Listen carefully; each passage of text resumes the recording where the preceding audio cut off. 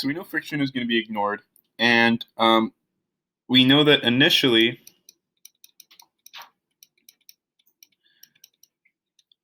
the block is at rest.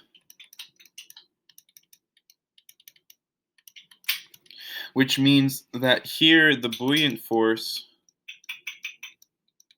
would be equal to the force of gravity, would be equal to the mass times gravity.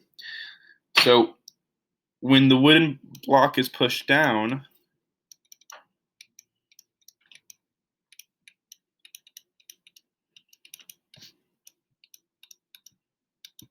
there's an extra force, which would in this case be the net force.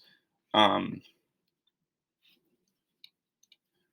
we can say F extra for now is going to be equal to the mass of the water displaced times gravity, which will equal to the density of the water times the volume of the water that is displaced times gravity.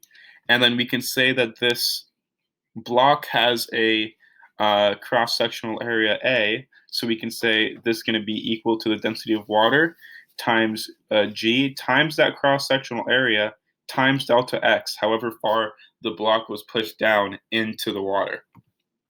So we can say that F net here is going to be equal to negative the density of water times G times A times delta X, because again, here the force is going to be always opposite of the displacement.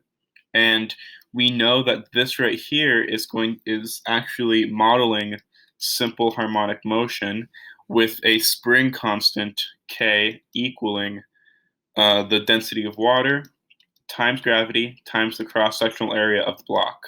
So this would be the spring constant, and then this would be the net force. And again, we are seeing that this is going to be equal. This is going to model essentially the simple harmonic motion.